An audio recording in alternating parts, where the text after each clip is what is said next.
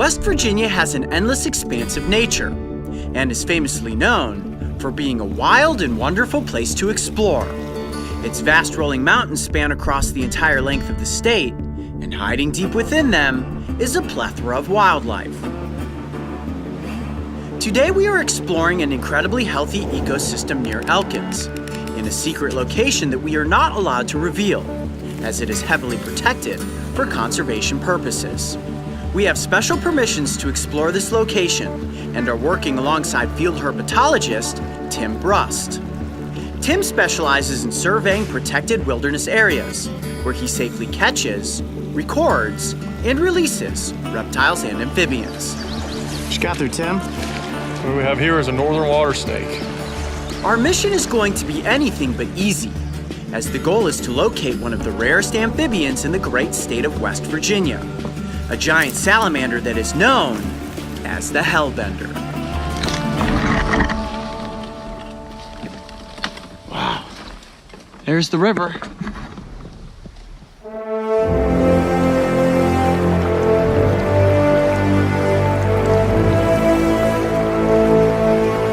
And in there is where we will be searching for hellbenders. It's absolutely beautiful. And right now we're scouting around for a place to build a base camp. And basically all this river that you see in the background here is fair game for hellbenders. So in these ripples are great spots. There are a lot of huge flat rocks. So I'll be in the water with a dive mask on, feeling around for giant salamanders. This is gonna be awesome. There is no good word to describe what it takes to find and catch a hellbender other than difficult. The fast-flowing water is incredibly cold, so much so that we're forced to wear dive suits. Dive masks will allow us to see underwater, as we literally have to scan the river basin and look into the dark crevices of rocks with the slim hope of seeing a pair of big buggy eyes looking right back at us. I am about to stick my face into the water. Hold on, I gotta go. Oh, yeah, that's real cold. That is real cold. Okay, there we go. All right, guys, wish me luck. Searching for a hellbender is an incredibly delicate process, and our intention was to disturb the environment as little as possible. This means gently feeling up and under rocks as opposed to flipping them. The last thing we wanted to do was alter a potential hellbender home, as they are very territorial and will often stay in one area for a considerable amount of time. This is unbelievably freezing to have your complete body submerged in this frigid water. I can't even feel my fingers right now. Wow, okay, I don't know how Tim's doing this.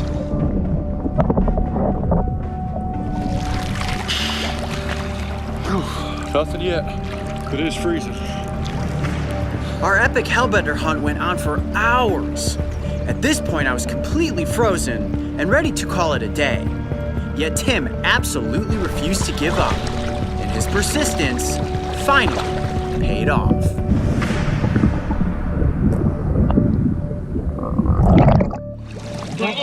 We got one? Hellbender looking right at me in the face. We got a hellbender.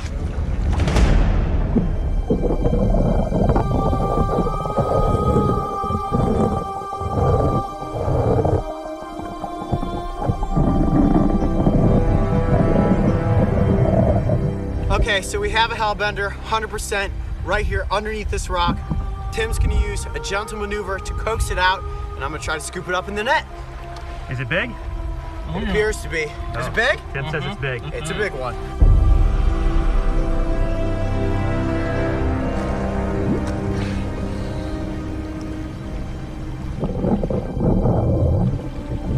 All right, the hellbender is right near the entrance of this hole.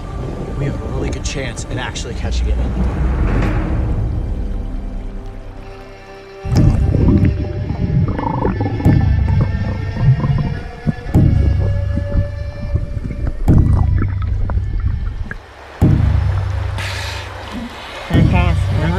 I see him. We got him! Oh man, Tim! That was amazing! The coax and the net. In all fairness, Tim did not the hellbender. It went right under those legs. There it is. It is an absolute giant.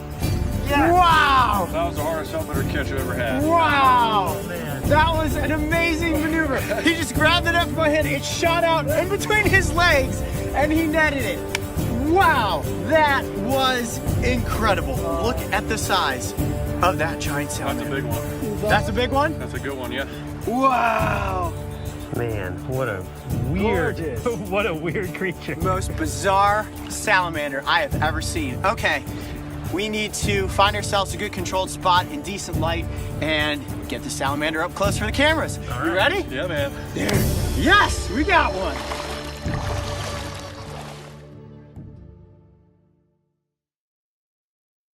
All right, guys, well, it was a long, cold day in the river, but we finally did it. All right, Tim, bring in the hellbender. Oh, there it is. One of the most elusive creatures that you can possibly come across in the United States, and the largest salamander species that we have here in North America. Look at that. That is a hellbender. Oh, very, very slippery, very difficult to hold on to. You notice how flattened the shape of this amphibian's body is. That's what allows them to easily slide underneath the crevices in between rocks and then work their bodies against the current as they're walking on the basin of a river looking for food. Look at the head, completely flat. Have you ever seen anything like that before? Some people call it the Allegheny alligator. Some people call it the mud dog, the mud devil. My personal favorite, though, is snot otter. And it feels as if it is covered in snot. And you can see this brownish colored body, very long and slender, makes it look like an otter. Wow. But in fact, we do know this is an amphibian and not a mammal, It does feel snotty. right? That's why you can see it's so hard for me to hold on to it. One thing that I can feel that you guys can't quite see is that on the tips of their toes, they have these little grippy pads. Tim, see if you can kind of fold up a foot there and show that to the camera. See the little kind of orange fingertips there? And are those slimy or are those grippy? Those are very grippy. That helps these amphibians grab onto the slimy rocks on the basin of the river. Look at that coloration though, right? Let me kind of tilt it down. Can you see that? Brown with slightly orange patterning allows it to stay perfectly camouflaged on the basin of the river. Now, can you see the eyes up front there? Kind of zoom in on those eyes. See how tiny they are? They have very poor eyesight. They can sense light, but they actually have all these little light receptors all over their bodies, and they can also sense vibrations in the water. They use that ability to sense vibrations to help them hunt for their food. And then look at the tail. The tail is like a rudder. Can you see that? And that's how they're capable of making quick bursts of movement underwater if they need to. Like when it first came out from underneath the rock, it shot out, and Tim magically somehow managed to scoop it up in the net. Now, they're primarily nocturnal. That's when they come out and do their hunting.